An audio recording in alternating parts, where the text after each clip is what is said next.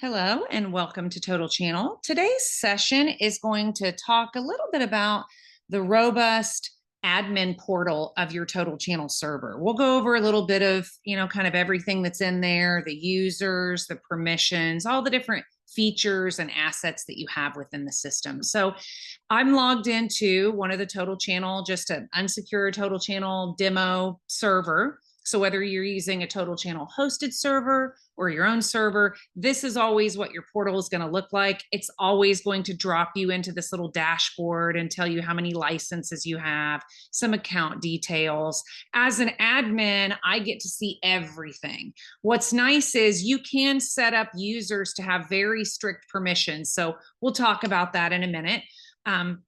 In the Total Channel world, the campaigns are really the playlists that you create to play content. We don't really call it a playlist until you've actually pushed one of those campaigns out to a player. But if I click on this campaigns button, you can see every playlist that's been created in this particular server is always available. I can click on it. I could go see those 65 pieces of content. I could assign it to a different player, lots of things that I wanted to do. There's a content library. When you bring content in, it lives in the server until you tell it not to. So if there's a piece of content that you frequently use in different playlists, you don't have to load that in every time. There are lots of different things that you can really dig through and get as deep as you want. I'm going to try to do a little sort of a smaller dive, I should say. Two content creation tools. EasyBoard is more of a PowerPoint style tool to create content. Microsite is an HTML5 based tool. If you don't want to use the Total Channel content creation tools, you don't have to. You can always just bring in your own files and videos, anything that you really want as far as assets. But I really love this little app store. Gives you the ability to use some of the free content apps. So there's a session on that if you want to dive a little deeper on that. Same with the campaigns, the locations, all of those reports. There should be nice little demos for all of these different things. Today, I really wanted to talk mostly about permissions and users and departments. So what's really nice about Total Channel is, of course, your server is going to be named whatever your company is. In the Total Channel world, my server is the Total Channel server. I can carve up that server, though, to have different departments. So if I had 5 screens, but they were located in 5 different states, I could give each one of those locations a department and a name so that when they log in, they're only going to see their one screen in their one department. So you certainly don't have to use that, but it's nice to know that you can kind of carve that up, especially in a scenario where maybe it's a large corporation or a university or somewhere where you have a lot of players. And for the people managing the content, if they're not managing content on every single screen, it can be daunting to log in and see so many things. So these departments are really meant for you to be able to kind of categorize and set up that server the way you want. So we're going to go over here under users, and you can see that's where you could create different departments. There's information about your specific account, but let's just go to the departments here. We're going to click on this Total Channel department. I have 14 users. You can see unlimited users. That's a really important thing to talk about. When you get a Total Channel system, you're paying for the license for each player. You're not paying for each user. So even if you only had 2 media players, but you wanted to have 5 different people help manage and use the system, you can absolutely do that.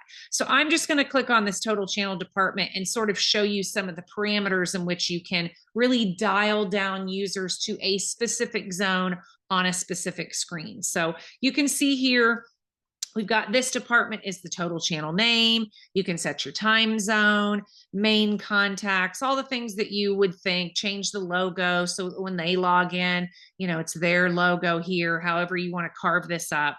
And then there's just some things that you can add, right? Number of attempts that someone can try to log in. Maybe you've got IT guys who are very particular on how many times they've got an SSO server or something, how many times it will let them try to log in without, before it kicks them out. And then same thing with storage, right? We are unlimited to the amount of storage as far as a specific file that you bring in, but maybe you have IT parameters or guys who want to really throttle that. So that's where you have the ability to do that. This is nice because maybe I'm giving permission and setting up a user within my system. And you can see here, does this person require any approval before they push content out? We're going to say, nope, none. I'm Lisa. I can push out any content based on the settings I've set up below. But you know what? Maybe I do want another user to have an approver. Maybe I'm a university and I want some students to be able to manage the screen and send out content. But as students or as anyone, maybe I want them to require approval before it officially goes out to the screen. So you can set that up to be a single approver or a group of approvers. And then if it's a group of approvers, you will dictate whether everyone in that group has to approve it or just a single person.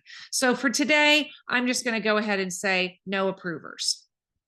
And then again, just some parameters that you can tick here based on, default. When they bring in content, it'll default to play for 30 seconds if they don't set it up to play for a specific time, for example.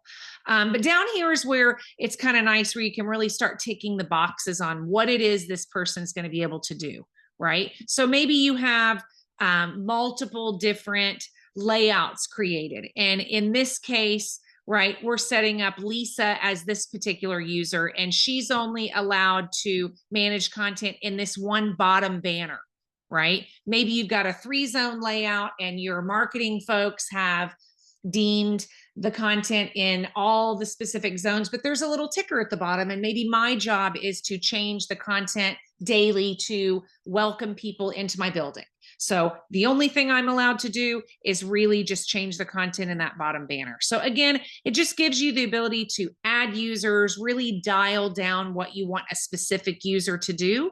And then of course, you can always create new users. So just a little hop around this particular portion of the system, which is really our admin, our users. But again, the beauty and the idea here is you have this beautiful server. You can set it up to departments, different, chronological ways that you want people to see things, and really dial in those unlimited users to exactly what you want them to do.